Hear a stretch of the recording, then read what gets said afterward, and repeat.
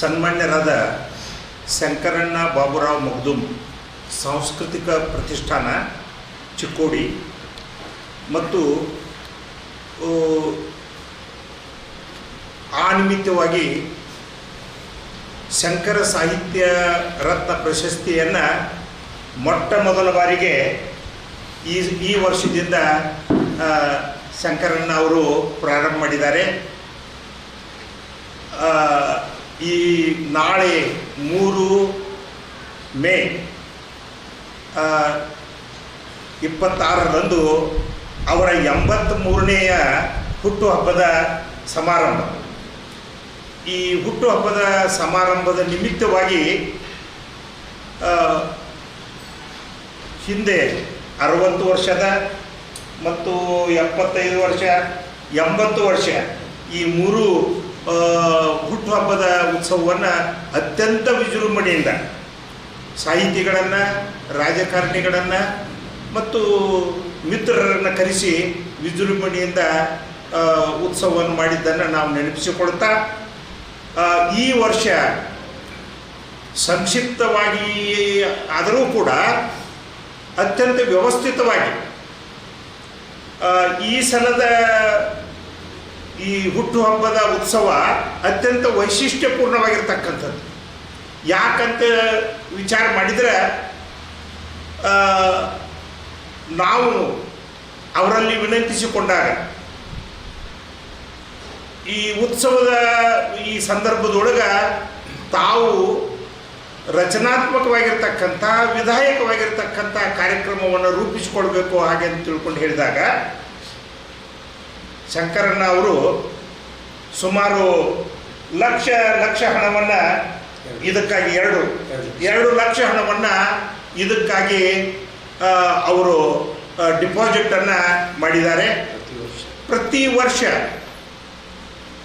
ಸಮಾಜದೊಳಗಿರ್ತಕ್ಕಂಥ ಅನೇಕ ವ್ಯಕ್ತಿಗಳ ವೈಶಿಷ್ಟ್ಯಗಳನ್ನು ಗುರುತಿಸಿಕೊಂಡು ಅವರಿಗೆ ಪುರಸ್ಕಾರವನ್ನು ಕೊಡಬೇಕು, ಅವರನ್ನು ಗೌರವಿಸಬೇಕು ಹಾಗೆ ಅಂತ ತಿಳ್ಕೊಂಡು ಬರೀ ಸಾಹಿತಿಗಳನ್ನು ಅರ್ಥದೊಳಗಲ್ಲ, ಸಾಹಿತಿಗಳಿರ್ಬೋದು, ಸಾಮಾಜಿಕವಾಗಿರ್ತಕ್ಕಂಥ ಚಿಂತನೆ ಮಾಡ್ತಕ್ಕಂಥವ್ರು ಇರ್ಬೋದು, ಪತ್ರಿಕಾ ರಂಗದೊಳಗೆ ಅನುಭವಗಳಿರ್ಬೋದು, ಆಮೇಲೆ ಹೀಗೆ ಶಿಕ್ಷಕರಿರ್ಬೋದು, ಹೀಗೆ ಅನೇಕ ಆಯಾಮಗಳನ್ನು ಅಭ್ಯಾಸ ಮಾಡಿ ಅವರನ್ನು ಪುರಸ್ಕರಿಸಬೇಕು ಅನ್ನತಕ್ಕಂಥ ಒಂದು ವಿಶಿಷ್ಟವಾದಂಥ ವಿಚಾರವನ್ನು ಇಟ್ಕೊಂಡು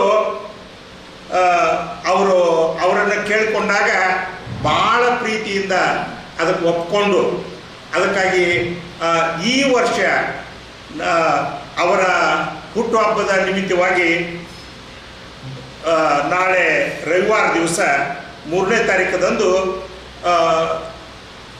ಶಂಕರ ಸಾಹಿತ್ಯ ರತ್ನ ಅನ್ನತಕ್ಕಂಥ ಪ್ರಶಸ್ತಿಯನ್ನು ನಾವು ಈ ಭಾಗದ ಶ್ರೇಷ್ಠ ವೈದ್ಯರು, ಲೇಖಕರು, ಸಾಹಿತಿಗಳು, ಚಿಂತಕರು ಆಗಿರ್ತಕ್ಕಂಥ ಡಾಕ್ಟರ್ ದಯಾನಂದ ನೂಲಿ, ತಮಗೆಲ್ಲ ಗೊತ್ತಿರುವ ಹಾಗೆ ಈ ಭಾಗದೊಳಗೆ ಅತ್ಯಂತ ಪ್ರಸಿದ್ಧ ವೈದ್ಯರು ಮತ್ತು ಅಷ್ಟೇ ಸಾಹಿತಿಗಳು, ಚಿಂತಕರು ಆಗಿರ್ತಕ್ಕಂಥವರು.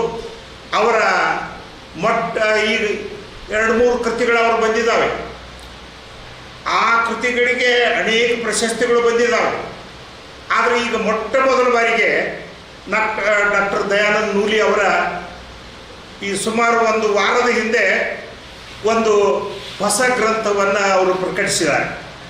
ಅದು ಶರಣರ ಶಿವಯೋಗ ಅಂತ ತಿಳ್ಕೊಂಡು ಸುಮಾರು 1500 ಪುಟಗಳ ಬೃಹತ್ತಾಗಿರ್ತಕ್ಕಂಥ ಕೃತಿ, ಭಾಳ ದೊಡ್ಡ ಗ್ರಂಥ. ಅದನ್ನು ನಾವು ಸಂಪುಟದೊಳಗೆ ಮಾಡಬೇಕು, 1, 2, 3 ಹೀಗೆ ಸಂಪುಟದೊಳಗೆ ಮಾಡಬೇಕು ಅಂತ ತಿಳ್ಕೊಂಡು ಅವ್ರಿಗೆ ವಿಚಾರ ಮಾಡಿದಾಗ, ಇಲ್ಲ ವಿಷಯ ಒಂದೇ ಇರುವುದರಿಂದ ಏಕಕಾಲಕ್ಕೆ ಕೈಯೊಳಗೆ ಸಿಗಲಿ ಅಂತ ತಿಳ್ಕೊಂಡು ವಿಚಾರವನ್ನು ಇಟ್ಕೊಂಡು ಒಂದೇ ಗ್ರಂಥ ಬೃಹತ್ತಾಗಿರ್ತಕ್ಕಂಥ ಕೃತಿ ಈ ಭಾಗದೊಳಗೆ ಬಹುಶಃ ನನಗನ್ನಿಸ್ತಾ ಇದೆ ಅಷ್ಟೊಂದು ಬೃಹತ್ತಾಗಿರ್ತಕ್ಕಂಥ ಕೃತಿಯನ್ನು ಡಾಕ್ಟರ್ ದಯಾನಂದ ನೂಲಿ ಅವರು ನಮಗೆ ನೀಡಿದ್ದಾರೆ, ಸಮಾಜಕ್ಕೆ ಕೊಟ್ಟಿದ್ದಾರೆ. ಅದರಲ್ಲಿಯೂ ಕೂಡ ಶರಣರ ಶಿವಯೋಗ ಅಂತ ತಿಳ್ಕೊಂಡು ಅದಕ್ಕೆ ಹೆಸರನ್ನು ಕೊಟ್ಟಿದ್ದಾರೆ. ತಮಗೆಲ್ಲ ಗೊತ್ತಿರಬೇಕು, ಯೋಗ ಅಂದ್ಕೂಡಲೇ ನಿಮಗೆಲ್ಲ ಪರಿಚಿತವಾದಂಥ ಹೆಸರು. ಹಠಯೋಗ ಇದೆ, ಮಂತ್ರ ಯೋಗ ಇದೆ, ಅವೆಲ್ಲ. ಆದರೆ ಈ ಶಿವಯೋಗ ಅನ್ನೋದೇನಿದೆ ಬಸವಾದಿ ಶಿವಶರಣರ ವಿಶಿಷ್ಟವಾಗಿರ್ತಕ್ಕಂಥ ಯೋಗ ಇದು. ಕೊರಳೊಳಗ ಇಷ್ಟಲಿಂಗವನ್ನು ಕಟ್ಟಿಕೊಂಡು ಆ ಇಷ್ಟಲಿಂಗದ ಮುಖಾಂತರವಾಗಿ ದೇಹದೊಳಗಿರ್ತಕ್ಕಂಥ ಆತ್ಮವನ್ನು ಹೇಗೆ ನಾವು ಉದ್ಧಾರ ಮಾಡಿಕೊಳ್ಬೇಕು ಹಾಗೆ ಅಂತ ತಿಳ್ಕೊಂಡು ಹೇಳ್ತಕ್ಕಂಥ ನಿಜವಾಗಿಯೂ ಇಡೀ ಜಗತ್ತಿನೊಳಗೆ ಅವೇನು ಬೇರೆ ಬೇರೆ ಯೋಗಗಳು ಏನದಾವ ಜಗತ್ತಿನೊಳಗೆ ಆ ಯೋಗಕ್ಕೆ ವಿಶಿಷ್ಟವಾದಂಥದ್ದು. ನಾವು ಹೇಳ್ತೀವಿ ಕರ್ಮಯೋಗ ಅಂತ ತಿಳ್ಕೊಂಡು ಹೇಳ್ತೀವಿ. ಆದ್ರೆ ಈ ಶಿವಯೋಗ ಅನ್ನೋದೇನಿದೆಯಲ್ಲ ಇದು ಶಿವಶರಣರು ಬೋಧಿಸಿರ್ತಕ್ಕಂಥ ಒಂದು ವಿಶಿಷ್ಟವಾದಂಥ ವಿಚಾರ. ಇದರೊಳಗೆ ಅವರು ಸಮಗ್ರವಾಗಿರ್ತಕ್ಕಂಥ ಎಲ್ಲ 12ನೇ ಶತಮಾನದ ಮತ್ತು ಅಲ್ಲಿಂದ ಇಲ್ಲಿಯವರೆಗೆ ಏನು ಶರಣರು ವಚನಗಳಾದ ಕೊಟ್ಟಿದ್ದಾರೆ, ಅವರ ಲಿಂಗಾನುಷ್ಠಾನ ಏನಿದೆ ಅದನ್ನು ಕುರಿತು ಅವರು ಭಾಳ ಏನು ಅತ್ಯಂತ ವ್ಯವಸ್ಥಿತವಾಗಿ ಅದರೊಳಗೆ ಕೊಟ್ಟಿದ್ದಾರೆ. ಬಹುಶಃ ಅದನ್ನು ನಾವು ನೀವು ಓದುವಂಥ, ಯಾಕಂದ್ರೆ ಟೈಮ್ ಭಾಳ ಹಿಡಿತಾ ಇದೆ ಅದರ ಪುಸ್ತಕ ಓದಲಿಕ್ಕೆ. ಆದ್ರೆ ನಿಜವಾಗಿಯೂ ಕೂಡ ನಮ್ಮಲ್ಲಿ ಏನು ವಿದ್ವಾಂಸರದಾರ ಮತ್ತು ಅನೇಕ ಹರಗುರು ಚರಮೂರ್ತಿಗಳದಾರ, ಅವರೆಲ್ಲರೂ ಓದಲೇಬೇಕಾಗಿರ್ತಕ್ಕಂಥ ಒಂದು ಕೃತಿ. ಹೀಗಾಗಿ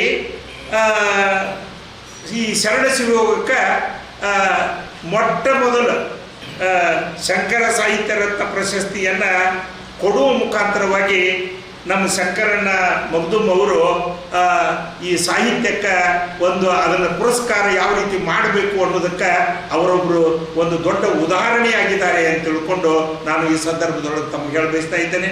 ಪ್ರಶಸ್ತಿ ಏನೇನು ಒಳಗೊಂಡಿದೆ? ಈ ಪ್ರಶಸ್ತಿ ಜೊತೆಗೆ ನಾವು ಫಲಕವನ್ನು ಕೊಡ್ತೇವೆ, ಅವ್ರಿಗೂ ಪ್ರಶಸ್ತಿ ಪತ್ರವನ್ನು ಕೊಡ್ತೇವೆ ಮತ್ತು ನಗದು ಹಣವನ್ನು ಕೂಡ ಕೊಡ್ತೇವೆ ನಾವು. ಯಾಕಂದರೆ ಇದು ಮೊಟ್ಟ ಮೊದಲು ಇರುವುದರಿಂದ ನಾವು ಅದಕ್ಕೆ ಯಾವ ರೀತಿ ಮಾಡಬೇಕು ಅನ್ನೋದು ಇನ್ನೂ ವಿಚಾರದೊಳಗಿದ್ದಾಗಲೂ ಕೂಡ ನಾವು ನಗದು ಹಣವನ್ನು ಮತ್ತು ಪ್ರಶಸ್ತಿ ಪತ್ರವನ್ನು ಫಲಕವನ್ನು ನೀಡ್ತೇವೆ, ಅವರನ್ನು ಸತ್ಕಾರ ಮಾಡ್ತೇವೆ. ಇದು ಸ್ವಾಮೀಜಿ ಅವರು ಇದಕ್ಕೆಲ್ಲ ನಮ್ಮ ಸಂಪಾದನಾ ಸ್ವಾಮೀಜಿ ಅವರು ಬರ್ತಾರೆ, ಅದೆಲ್ಲ ಇದೆ. ಹೀಗಾಗಿ ಇವತ್ತು ಅತ್ಯಂತ ಸಂಕ್ಷಿಪ್ತವಾಗಿ ಹುಟ್ಟುಹಬ್ಬವನ್ನು ಆಚರಿಸಬೇಕು ಅಂದಾಗಲೂ ಕೂಡ ಮತ್ತು ಅದಕ್ಕೆ ಹೊಸ ರೂಪವನ್ನು ಕೊಟ್ಟು ಅದನ್ನು ಇನ್ನೂ ಉತ್ಕೃಷ್ಟವಾಗಿ ಮಾಡಿರ್ತಕ್ಕಂಥದ್ದು ಶಂಕರಣ್ಣ ಮಗ್ದುಮ್ ಅವರ ಒಂದು ಪ್ರೇರಣೆ, ಅವರ ವ್ಯಕ್ತಿತ್ವ ಅಂತ ತಿಳ್ಕೊಂಡು ಹೇಳಿ ಬಯಸ್ತಾ ಇದ್ದೇನೆ. 3ನೇ ತಾರೀಕು ದಿವಸ ಈ ನಮ್ಮ ಕಾಲೇಜಿನ ಆವರಣದೊಳಗೆ ಈ ಕಾರ್ಯಕ್ರಮ ಪ್ರಶಸ್ತಿ ಪ್ರದಾನ ಸಮಾರಂಭ ನೆರವೇರ್ತಾ ಇದೆ. ಅದರ ದಿವ್ಯ ಸಾನ್ನಿಧ್ಯವನ್ನು ನಮ್ಮ ಸಂಪಾದನಾ ಜಗದ್ಗುರು ಮಾಸನ್ನಿಧಿಯವರು ವಹಿಸ್ತಾರೆ. ಆಮೇಲೆ ಗೌರವ ಅಧ್ಯಕ್ಷತೆಯನ್ನು ನಮ್ಮ ಶಂಕರಣ್ಣ ಮಗ್ದುಮ್ ಅವರು ವಹಿಸ್ಕೊಳ್ತಾರೆ. ಅಧ್ಯಕ್ಷತೆಯನ್ನು ಪ್ರೊಫೆಸರ್ ಹಂಜಿ ಅವರು ವಹಿಸ್ಕೊಳ್ತಾರೆ. ಮತ್ತು ಈ ಪ್ರಶಸ್ತಿ ಪ್ರದಾನವನ್ನು ಖ್ಯಾತ ಸಾಹಿತಿಗಳಾಗಿರ್ತಕ್ಕಂಥ ಮತ್ತು ತಮಗೆಲ್ಲ ಚಿರಪರಿಚಿತರಾಗಿರ್ತಕ್ಕಂಥ ಡಾಕ್ಟರ್ ಬಸವರಾಜ ಜಗಜಿಪ್ಪಿ ಅವರು ಬೆಳಗಾವಿಯಿಂದ ಆಗಮಿಸ್ತಾರೆ. ಅವರು ಈ ಪ್ರಶಸ್ತಿ ಪ್ರದಾನವನ್ನು ಮಾಡ್ತಾರೆ. ಮತ್ತು ಈ ಜನ್ಮದಿನದ ಮತ್ತು ಹುಟ್ಟುಹಬ್ಬದ ಮತ್ತು ಈ ಪ್ರಶಸ್ತಿ ಬಗೆಗೆ ಡಾಕ್ಟರ್ PG ಕೆಂಪಣ್ಣವರು ಅದರ ಬಗ್ಗೆ ಮಾತನಾಡ್ತಾರೆ. ಮತ್ತು ಈ ಸಮಾರಂಭದೊಳಗೆ ನಮ್ಮ ಕಾಗವಾಡದ ಖ್ಯಾತ ಸಾಹಿತಿಗಳಾಗಿರ್ತಕ್ಕಂಥ ಡಾಕ್ಟರ್ MB ಹೂಗಾರ್ ಅವರು ಇದಕ್ಕೆ ಅತಿಥಿಗಳಾಗಿ ಆಗಮಿಸ್ತಾರೆ. ಮತ್ತು ನಮ್ಮೆಲ್ಲ ಪತ್ರಿಕಾ ಬಳಗವೂ ಕೂಡ ಆ ಸಂದರ್ಭದೊಳಗೆ ಉಪಸ್ಥಿತಿ ಇರ್ತಾರೆ. ಮತ್ತು ಸಂಕ್ಷಿಪ್ತವಾದರೂ ಕೂಡ ಅಚ್ಚುಕಟ್ಟವಾಗಿ ಈ ಸಮಾರಂಭ ಏರ್ಪಡ್ತಾ ಇದೆ. ನಾವು ಬೆಳಗಿನ ಜಾವ 10 ಗಂಟೆಗೆ ರವಿವಾರ ದಿವಸ ನಾವು ಈ ಸಮಾರಂಭವನ್ನು ಏರ್ಪಟ್ಟಿದ್ದೇವೆ. ನಮ್ಮ ಎಲ್ಲ ಪತ್ರಿಕಾ ಬಳಗ ನಾವು ಎಲ್ಲ ಯಾಕಂದ್ರೆ ಒಂದು ಪ್ರಶಸ್ತಿಯನ್ನು ಒಂದು ಕೊಟ್ಟು ಶಾಲೆ ಓದಿಸಿ ಕಳಿಸ್ತಕ್ಕಂಥದ್ದಿದೆ. ಆದ್ರೆ ನಾವು ಅವರೆಲ್ಲ ವಿಚಾರ ಮಾಡಿದಾಗ ಅವ್ರು ನಮ್ಗೆ ಹೇಳಿದರು, ಸರ್ ಬರೀ ಅದೆಲ್ಲ ಸರಿಯಾದಂಥ ಮಾರ್ಗ ಅಲ್ಲ, ಯಾರಿಗೇ ನಾವು ಕೊಡಲಿ ಅವ್ರಿಗೆ ಒಂದು ರೀತಿ ಸಹಾಯ ಆಗಬೇಕು. ಆ ರೀತಿ ಒಳಗೆ ನಾವು ಭಾಳ ದೊಡ್ಡ ಸಹಾಯ ಮಾಡೋದಿಲ್ಲ, ಆದ್ರೂ ಕೂಡ ಅದನ್ನು ನಾವು ಗುರುತಿಸಬೇಕು. ಹೀಗಾಗಿ ಅವರು ಭಾಳ ಒಳ್ಳೆಯ ಮನಸ್ಸಿನಿಂದ ಆ ವಿಚಾರವನ್ನು ಇಟ್ಕೊಂಡು ಇಲ್ಲಿ ಚಿಕ್ಕೋಡಿ ಒಳಗೆ ಬಹುಶಃ ಅನಿಸ್ತದೆ ನನಗೆ ಮೊಟ್ಟ ಮೊದಲಾಗಿದೆ, ಫಸ್ಟ್ ಟೈಮ್ ಗಡಿನಾಡಿನೊಳಗೆ ಫಸ್ಟ್ ಟೈಮ್ ಅವರು ಈ ರೀತಿ ಮಾಡಿದ್ದಾರೆ. ಹಿಂಗೆ ಕೊಡ್ತಾರೆ ಸರ್,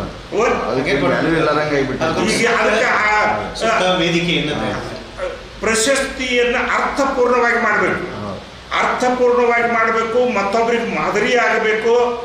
ಆ ರೀತಿ ಒಳಗೆ ನಾವು ಪ್ರಶಸ್ತಿಯನ್ನು ಕೊಡಲಿಕ್ಕೆ ಶುರು ಮಾಡಬೇಕು. ಈಗ ಏನಾಗಿದಾವೆ ಅಂದ್ರೆ ಮನಸ್ಸಿಗೆ ಬಂದ ರೀತಿ ಒಳಗೆ ಪ್ರಶಸ್ತಿಗಳು ಬರ್ತಾವೆ, ತಪ್ಪು ತಿಳ್ಕೊಬೇಡ್ರಿ.